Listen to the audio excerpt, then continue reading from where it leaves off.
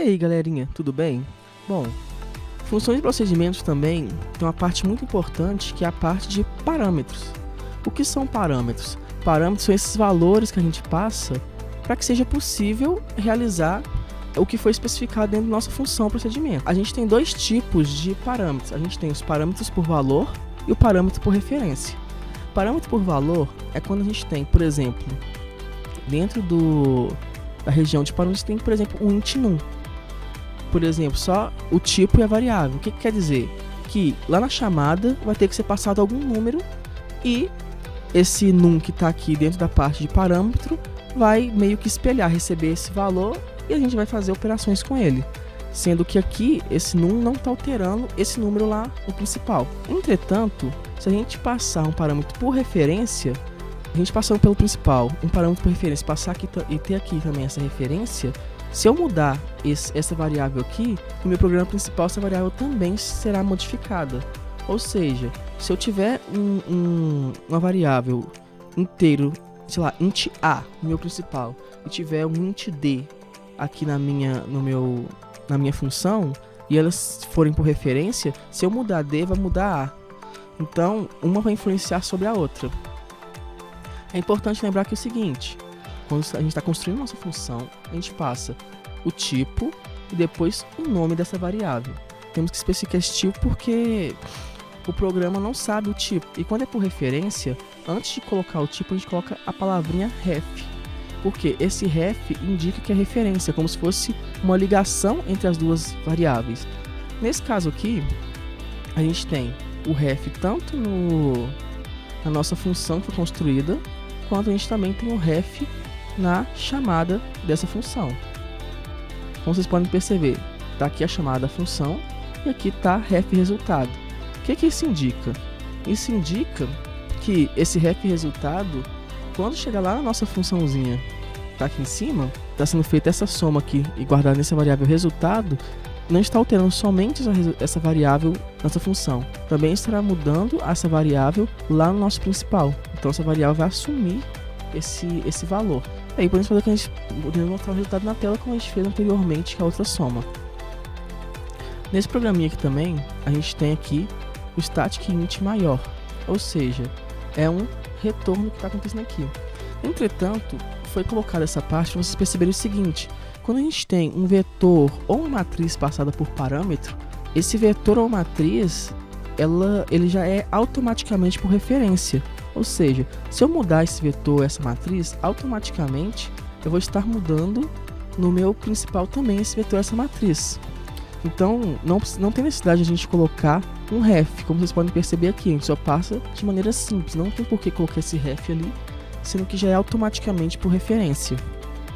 E o que essa funçãozinha está fazendo? Ela simplesmente está identificando quem é o maior número desse vetorzinho e depois é realizada uma troca, onde pega esse maior número e coloca na primeira posição do vetor, e depois o número que estava nessa posição é colocado onde estava o nosso maior número. Para isso, tivemos que fazer uso do seguinte: uma variável maior recebendo como valor inicial int.minVelo. Para quem não sabe, int.minVelo é como se fosse o menor valor do C#. Então, por que colocar, se a gente está procurando maior, por que colocar o menor? Porque com isso, o primeiro número que passar automaticamente vai se encaixar nesse maior. E a partir daí a gente pode fazer as operações normalmente, porque ele já vai ter algum número. Também foi necessário uma variável do tipo inteiro para guardar o índice desse vetor, onde estava o maior, para depois a gente fazer a troca, e um aux para não se auxiliar na troca. Foi feito aqui uma estrutura de repetição for para poder rodar esse vetor e achar o maior, né? A partir dessa comparação que estamos vendo aqui, esse if. Se o número que estiver naquela posição do vetor for maior que o número que está guardado em maior, então vai ser realizada uma troca, onde o maior vai valer o número que está naquela posição do vetor e será guardado também a posição do vetor. Feito esse processo todo de achar o maior, a gente fará a troca, onde a gente necessitará da variável aux, né? Onde iremos guardar em aux a primeira posição do nosso vetor, porque é ela que vai receber o maior, né, número depois. E logo abaixo é feita essa troca. O maior número é alocado dentro da primeira posição do vetor. E aí fica a pergunta: sim, mas e aquele número que a gente retirou de lá que está em aux agora? Esse número é guardado na antiga posição onde estava esse maior número. Por isso foi necessário guardar o índice maior, que é onde estava esse maior número.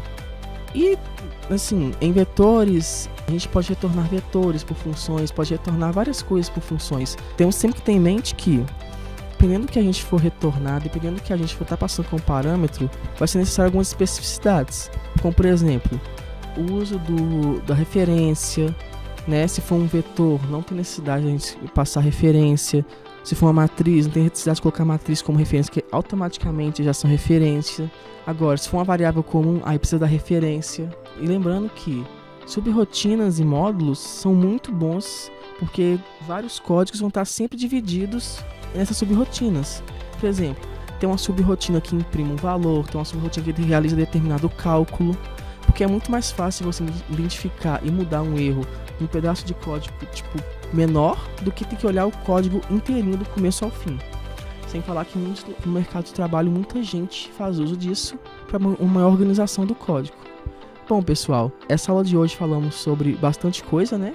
Fizemos meio que uma revisãozinha de algumas coisas que a gente já viu nas aulas anteriores e também trouxemos a parte de subrrotinas e módulos. Espero que vocês tenham entendido bem como funciona e tenham gostado. Até a próxima aula.